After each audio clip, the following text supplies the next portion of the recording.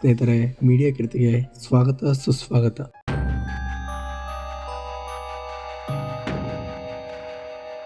ಗೆಳೆಯರೆ, ಹಣ ಅನ್ನೋದು ಯಾರಿಗೆ ತಾನೇ ಇಷ್ಟ ಇಲ್ಲ ಹೇಳಿ. ಆರೋಗ್ಯ, ವಿದ್ಯೆಯ ಜೊತೆ ಸಿರಿ ಸಂಪತ್ತನ್ನು ಕೂಡ ಪ್ರತಿಯೊಬ್ಬರು ಬೇಕು ಅಂತ ಆಸೆ ಪಡುತ್ತಾರೆ. ಸಾಮಾನ್ಯವಾಗಿ ಹಿಂದೂ ಧರ್ಮದಲ್ಲಿ ಸಂಪತ್ತಿನ ಒಡೆಯ ಎಂದು ಕುಬೇರನನ್ನು ಪೂಜಿಸಲಾಗುತ್ತದೆ. ತಿರುಪತಿ ತಿಮ್ಮಪ್ಪನಿಗೂ ಸಾಲವನ್ನು ಕೊಡುವಷ್ಟು ಹಣವನ್ನು ಕುಬೇರ ಹೊಂದಿದ್ದ ಅಂದ್ರೆ ಆತನ ಬಳಿ ಅದೆಷ್ಟು ಸಂಪತ್ತು ಇರಬಹುದು. ಅಷ್ಟಕ್ಕೂ ಕುಬೇರ ಅತ್ಯಧಿಕ ಸಂಪತ್ತನ್ನು ಹೊಂದಿದ್ದಾದ್ರೂ ಹೇಗೆ, ಅವನ ಹುಟ್ಟು ಹೇಗಾಯ್ತು, ಇದೆಲ್ಲದರ ಬಗ್ಗೆ ಇಂದಿನ ಸಂಚಿಕೆಯಲ್ಲಿ ನಾವು ತಿಳಿದುಕೊಳ್ಳೋಣ.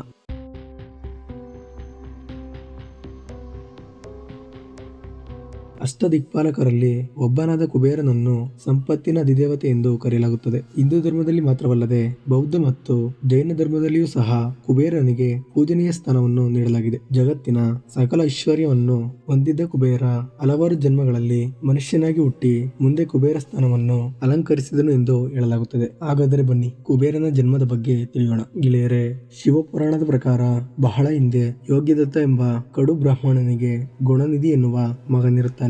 ಯೋಗಿದತ್ತನು ಸದಾಕಾಲ ಮಾನವೀಯ ಗುಣಗಳ ಬಗ್ಗೆ ಹೇಳುತ್ತಿದ್ದರೆ ಗುಣನಿಧಿಯು ಸದಾಕಾಲ ಕೆಟ್ಟ ಕೆಲಸ ಮಾಡುತ್ತಾ ಕಾಲ ಕಳೆಯುತ್ತಿರುತ್ತಾನೆ. ಇವನಿಗೆ ಎಷ್ಟೇ ಬುದ್ಧಿಯನ್ನು ಹೇಳಿದರೂ ಸಹ ಪ್ರಯೋಜನವಾಗುವುದಿಲ್ಲ. ಇದರಿಂದ ಬೇಸರಗೊಂಡ ಯೋಗ್ಯದತ್ತನು ಗುಣನಿಧಿಯನ್ನು ಮನೆಯಿಂದ ಹೊರಹಾಕುತ್ತಾನೆ.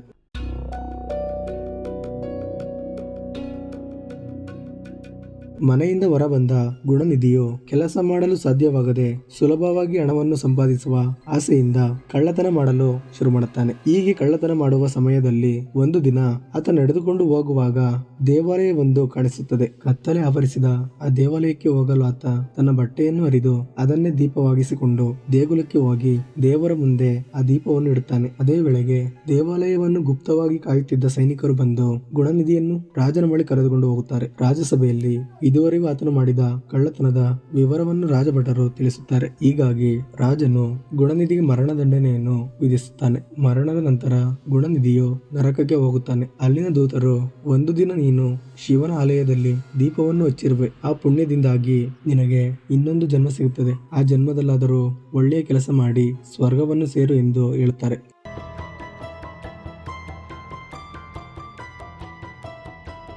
ಶಿವನ ದಯೆಯಿಂದ ಮತ್ತು ಇಂದಿನ ಜನ್ಮದ ಪಾಪದಿಂದ ಪಶ್ಚಾತ್ತಾಪ ಪಟ್ಟಿದ್ದ ಗುಣನಿಧಿಯು ಮುಂದಿನ ಜನ್ಮದಲ್ಲಿ ಅರಿಂದಾಮ ಎಂಬ ರಾಜನ ಪುತ್ರನಾಗಿ ಜನಿಸುತ್ತಾನೆ. ರಾಜನು ತನ್ನ ಮಗನಿಗೆ ದಾಮ ಎಂಬ ಹೆಸರನ್ನು ಇಟ್ಟು ಆತನಿಗೆ ಒಳ್ಳೆಯ ವಿದ್ಯಾಭ್ಯಾಸವನ್ನು ನೀಡುತ್ತಾನೆ. ಅರಿಂದಾಮನ ಮರಣ ನಂತರ ದಾಮನು ರಾಜ್ಯವನ್ನು ಆಳಲು ಶುರು ಮಾಡುತ್ತಾನೆ. ಇಂದಿನ ಜನ್ಮದ ಪಾಪಗಳಿಂದ ಮುಕ್ತಿ ಹೊಂದಲು ಈ ಜನ್ಮದಲ್ಲಿ ಶಿವನು ನನಗೆ ಉತ್ತಮವಾದ ಅವಕಾಶ ನೀಡಿದ್ದಾನೆ, ಹಾಗಾಗಿ ಸಾಧ್ಯವಾದಷ್ಟು ಒಳ್ಳೆಯ ಕೆಲಸ ಮಾಡಬೇಕೆಂದು ದಾಮನು ರಾಜ್ಯದ ತುಂಬೆಲ್ಲ ಶಿವನ ಗುಡಿಗಳನ್ನು ಕಟ್ಟಿಸೋಕೆ ಶುರು ಮಾಡುತ್ತಾನೆ. ಜೊತೆಗೆ ರಾಜ್ಯದ ಎಲ್ಲ ಪ್ರಜೆಗಳು ಶಿವನಿಗೆ ದೀಪವನ್ನು ಉರಿಸಿ ಆರಾಧನೆ ಮಾಡುವಂತೆ ಹೇಳುತ್ತಾನೆ. ಈತನ ಆಳ್ವಿಕೆಯಲ್ಲಿ ಜನರು ಸುಖ ಸಂತೋಷದಿಂದ ಬದುಕುತ್ತಾರೆ. ಅನೇಕ ಸಮಯದವರೆಗೆ ಉತ್ತಮ ಕಾರ್ಯ ಮಾಡುತ್ತಾ ರಾಜ್ಯವಾಳಿದ ದಾಮನು ನಂತರ ಮರಣ ಹೊಂದುತ್ತಾನೆ.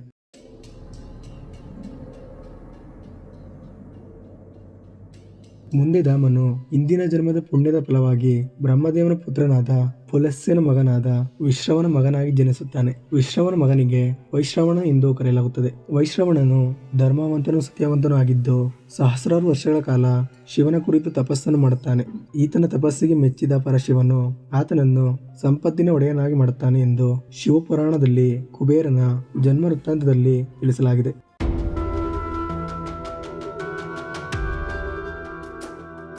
ಕಳ್ಳನಾಗಿದ್ದ ಗುಣನಿಧಿಯು ಮುಂದೆ ಒಳ್ಳೆಯ ಗುಣಗಳಿಂದ ಕುಬೇರನ ಪಟ್ಟವನ್ನು ಪಡೆದ ಎಂದು ಹೇಳಲಾಗುತ್ತದೆ. ಇನ್ನು ಹಿಂದೂ ಧರ್ಮ ಗ್ರಂಥಗಳ ಪ್ರಕಾರ ಕುಬೇರನನ್ನು ಪೂಜಿಸಿದರೆ ಮನೆಯಲ್ಲಿ ಅಷ್ಟ ಐಶ್ವರ್ಯಗಳು ಲಭಿಸುತ್ತದೆ ಎಂದು ಹೇಳಲಾಗುತ್ತದೆ. ಗೆಳೆಯರೆ, ಕುಬೇರನ ಕಥೆಯು ಮಾನವನಿಗೆ ಒಂದು ಒಳ್ಳೆಯ ಸಂದೇಶವನ್ನು ನೀಡುತ್ತದೆ. ಬದುಕಿನಲ್ಲಿ ಸಾಧ್ಯವಾದಷ್ಟು ಒಳ್ಳೆಯ ಕೆಲಸಗಳನ್ನು ಮಾಡಬೇಕು ಎಂದು ಕುಬೇರನ ಕಥೆಯಿಂದ ತಿಳಿಯುತ್ತದೆ. ನಮ್ಮ ಪುರಾಣದ ಕಥೆಗಳು ಕೇವಲ ಕಥೆಗಳಾಗಿರದೆ ನಮ್ಮಲ್ಲಿ ಉತ್ತಮ ಗುಣಗಳನ್ನು ಅಳವಡಿಸಿಕೊಳ್ಳಲು ಪೂರಕವಾಗಿವೆ.